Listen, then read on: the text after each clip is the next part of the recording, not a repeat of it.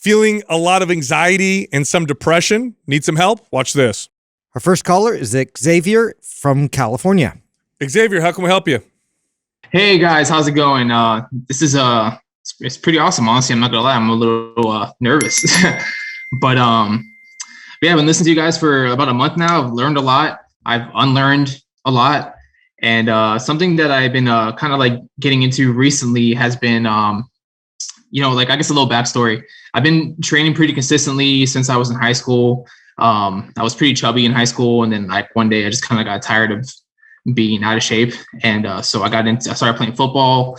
That didn't really help. Started wrestling. That definitely did help. And then I got into MMA, and I kind of fell in love with it. So I started doing that for about 10 years. Went pro for a little while, and then listening to a lot of professional fighters and listening to like their habits and all this stuff. I started to really figure out like fitness and nutrition, and I got really like obsessive with that and started to kind of understand the correlation between your physical health and your mental health. And eventually kind of like hit home for me. I think I was listening to like Jordan Peterson on Rogan. He like was talking about how he went carnivore, and then he was like, it was salad that was doing this to me, like making him like depressed and all this stuff. And I started kind of thinking like, like I kind of like struggled with the self-image issues for a little while. I was never really satisfied with the way I looked, even though I was like in the gym training 3-4 hours a day. I was never like shredded like some of the other guys that I was training with. And I'm like, what the heck? What am I doing wrong? So then, I don't know, like one thing that prompted me to ask this question is like just recently I've been kind of like really like trying to figure out and understand like, like I feel like my training is pretty consistent. My diet is pretty consistent. I guess like some areas that I'm lacking in are probably my sleep, not gonna lie. And I do tend to binge pretty hard when I get anxious or upset on I guess lately it's been Pop-Tarts. And I just wanted to figure out is it like how strict do I need to be to like kind of like not affect myself in that way? And is it like your physical health and your mental health really that like tightly related, or like is there something else I'm just like kind of like avoiding or not dealing with? Yeah, the short answer is yes. Yeah, that's a good question. So first off, I want to say, Xavier, that none of us are mental health experts, right? We're fitness experts. So we're going to speak from there, okay? So I just wanted to say that first. But the data is pretty clear that physical health and mental health are very intricately connected. Lots of studies have been done on this. They're very, very closely connected. So those two things go hand in hand. And remember, the mind is connected to the brain is connected to the body. So if your health is poor, then you tend to see it on the mental health side as well. So I'm going to speak from personal experience. Again, I'm not a mental health expert, but do you have, first let's talk about your diet. And I'm going to talk about things that I know tend to have a negative effect on things like anxiety and depression. Do you use stimulants throughout the day like caffeine? In the morning, yeah. Okay, so if you're having a lot of anxiety, the first thing I would do is I would slowly reduce and then eliminate caffeine. So whatever baseline of anxiety you have, a stimulant like caffeine will tend to make much worse. So I would slowly reduce my caffeine intake, and it's going to suck for about a week, but then you'll probably notice some benefit. Use the red juice to help you out. Yeah, Organifi red juice is really good about that. In fact, I'm weaning down caffeine, and I'm using it right now, and it's really making a big difference. So you can try that as a substitute at first. But even then, I would go off of that eventually because you'd want to have, nothing that can be stimulatory at all. The second thing is, you talked about sleep. Sleep has a profound impact on mental health. Profound, to the point where if it's bad enough, it can actually cause severe mental illness. And there's been studies done on this as well. So I would prioritize my sleep at night by having a sleep routine about an hour and a half before bed. So an hour and a half before bed, I would put on blue light blocking glasses or turn off all the electronics, go by candlelight. I would not look at social media, not read or watch the news, allow my body to prepare for sleep so I could get some good recuperative sleep. That usually makes a pretty big difference. And then the third thing is, do you have some kind of a spiritual practice? And it could be religion, it could be meditation, but do you have a daily practice where you take a 40,000 foot view of your life where you can look at everything, like when people pray, right? Or when people meditate, they step outside of their body. They can look at everything and identify things that they're grateful for, process emotions or challenges that happen during the day. Do you have anything like that on a regular basis?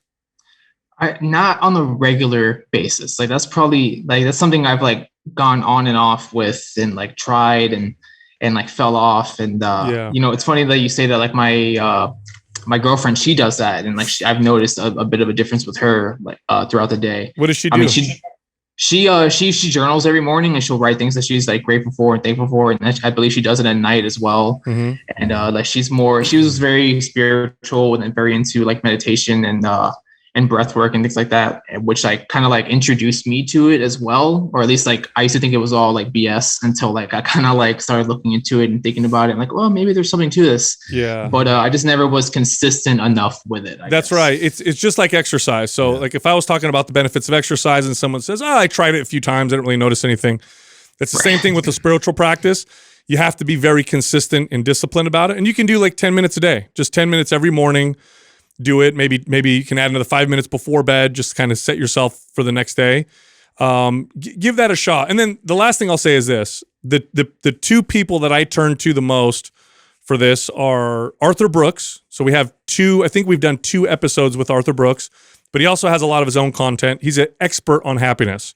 So this is what he does for a living, and he studies it, and he's got some great content on it. So you can find the episode we had with Arthur Brooks, or you can also look him up and read some of his books or some of his articles. He's really, really good.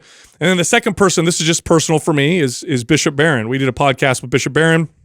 He's obviously a Catholic bishop, but the spiritual side of what he talked about really had a profound impact on me, and it made a big difference. And not having a strong sense of purpose or meaning in your life, or not having something that you specifically are targeting, in other words, like worshiping God, for example, or having a top value that is not an earthly thing, that will help direct you in the right way as well, because otherwise you're going to move towards your top value, and it tends to be earthly things that don't have a lot of meaning or purpose behind them, and that can cause a lot of problems for some people. So that's just my personal experience. Again, this is not my expertise, but that would be if you were my friend, that would be the direction that I would point you. Yeah, I would echo a bit of the spiritual practice and meditation. I know you've expressed that you've been able to kind of see the benefit in that. It took me a long time to see the benefit in that.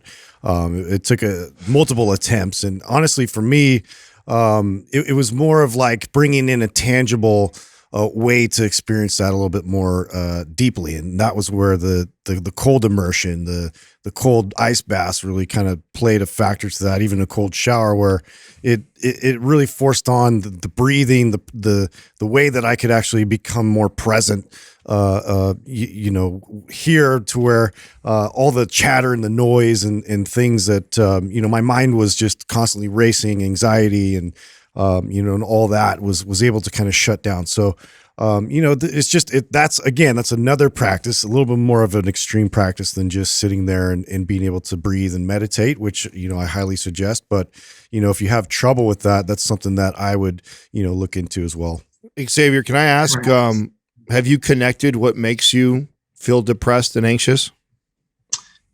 Like you guys mentioned purpose there, and that's honestly probably those are usually the things I think about the most when I start to get really like anxious and stuff. Where like I start to really kind of wonder like, what the heck, why? What's the point, right? Like, why do I feel this way? Like, what? And that's something I've been kind of struggling with lately. Is like, what is like my purpose? How old are you? 29. Okay. Yeah. Xavier, I'll tell you a story. I had a client once. He was, how old was he? 17. And he struggled with this quite a bit, to the point where he actually developed a drug problem, and his parents sent him to one of those camps where kids go, they'll send their kids to, and then they'll, try to, set them straight, for lack of a better term. And and he came back a different person, but I'm not recommending you go to the camp, but I'm going to tell you what he did. When he came back, I said, what made the biggest difference for you? And he says, they put me in charge of a group. And I said, what? And he goes, yeah.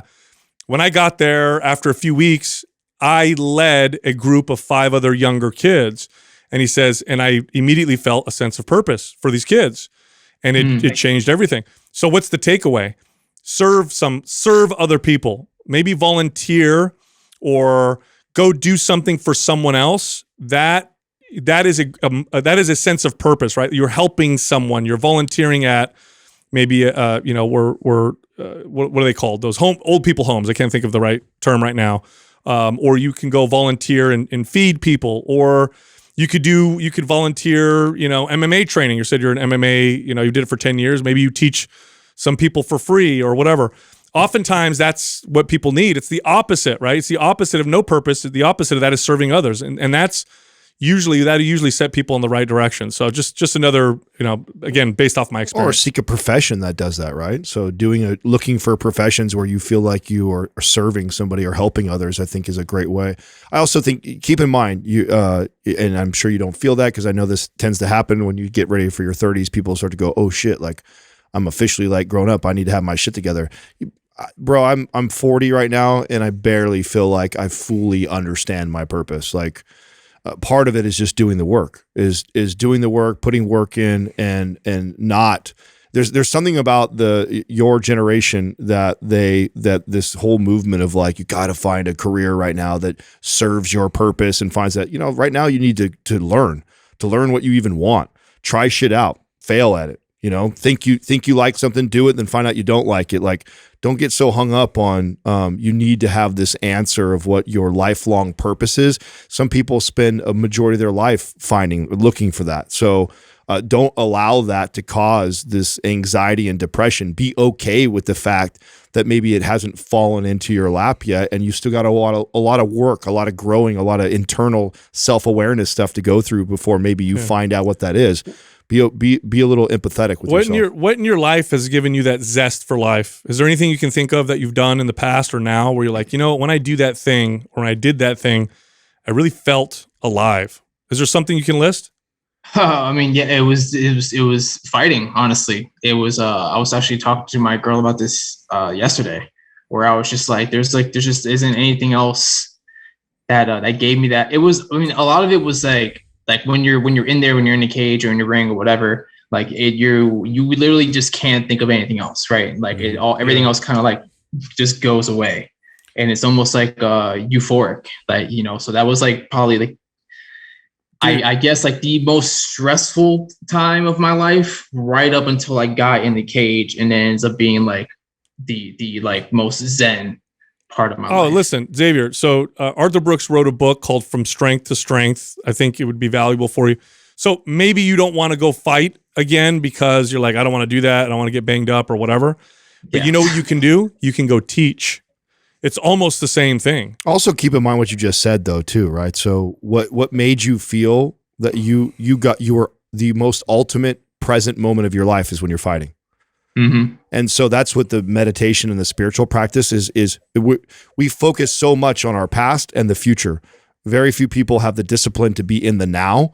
Meditation, and that's really the power of a spiritual practice or meditation, is it teaches you to be in the present. The reason why you love MMA so much is because you get out of your own fucking head. You stop thinking about what you didn't do last year and what you need to do to find your purpose. And it's like, this guy's gonna fucking kill me. I don't want to think about anything else but this dude that's right in front of me. And you get this ultimate euphoric feeling. But what that is that you've never been so present than in that moment when you shut that cage. You can find that through meditation, through spiritual practices, and through discipline and self-awareness. So that's really what is the connection there. Maybe it ends up being your purpose and you find a career like Sal's alluding to where you teach kids. It doesn't even have to be a career. But I think if you did it once or twice a week and you helped an amateur do their first fight, I bet you'd get a similar feeling. Yeah, I just want you to understand that, though. The reason why you feel that is because there's probably nothing else in your life you've ever felt so present than at that moment, and that is what we're seeking. Xavier, you talked a little bit about diet. I'm going to send you our intuitive nutrition guide because I think that's going to help you with some of the ways that some of the relationships you have with food. So I'm going to send that to you. I think the content in that's going to help you with the diet aspect. Okay. Awesome. I appreciate that. You got it, man. Good luck. Okay. Yeah. Thank you guys so much. That was very enlightening. I appreciate it. Appreciate it. Thanks. Right. Yeah, that's tough. I can see though. and I've known a lot of people like this, and I felt like this at one point in my life, and I've on and off, right, where you just don't have that higher meaning and purpose. And if you don't have that, the hard parts of life are really hard. Did you really feel that way? There's some times I feel like it's a generational thing. Don't you feel that way? I feel like older people always Yeah. say that. I mean, I know It that might be worse. No, you're right. It is worse. It's. I mean, okay. Anxiety and depression are higher. So than I'm now on my third generation of people that have worked underneath me. Right. So I've had people, my peers, work for me.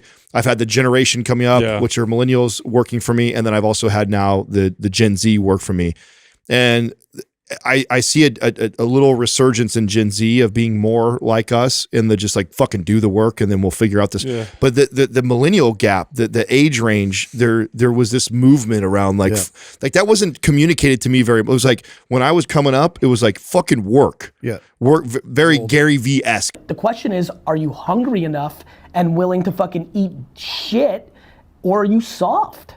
Like just Yeah. get out there, eat shit, figure it out. The purpose will come as you're grinding and Totally. working away. Yeah, I think, it's definitely, I've noticed the same thing in terms of like really looking at the world's problems and looking at environmental problems and looking at political problems. Things you have no control Everything over. you have no control over. And Right. like just taking all that on top of like your day-to-day process. It's like, get back to cleaning your own room. You know, the whole Jordan Peterson thing. Like it's about like addressing the immediate things that you have control over every single day that makes the most impact. And I think from there is where the purpose starts to really unfold itself. Yep. And yes, it is like service. It is these other things, but it's in your immediate sphere. So your own community is really what you need to consider. Yeah, and if you look, for this is largely for young men, but this is true for women as well. Most of this, which is lift weights, get some sunshine, don't watch pornography, avoid lots of substances, and have a spiritual practice and get good sleep. Like do those things, and you'll find you feel much better. A lot of people feel terrible because they're inside all day long. They don't exercise properly. They're numbing their senses with pornography and shitty food. They're overdoing the The doom and stimulants or the gloom depressants. news, they're constantly inundated. And themselves then they're just on social media getting the dopamine without the oxytocin. They're not connecting with people. Of course, you're going to feel terrible. It's like you're so against your own nature. We're humans. We're social creatures. We're supposed to do a certain element, and we're supposed to have challenge. We're supposed to challenge ourselves. Control the challenge. Go work out hard a few times. Go do something that is challenging yet has got some purpose, like volunteer work. That's a big one. Like you go help people. It's hard. You got to wake up early. Got to do this thing or whatever. But then you're serving other people. Like that. Those are things that I think pay back dividends worth way more than the time invested in doing those things.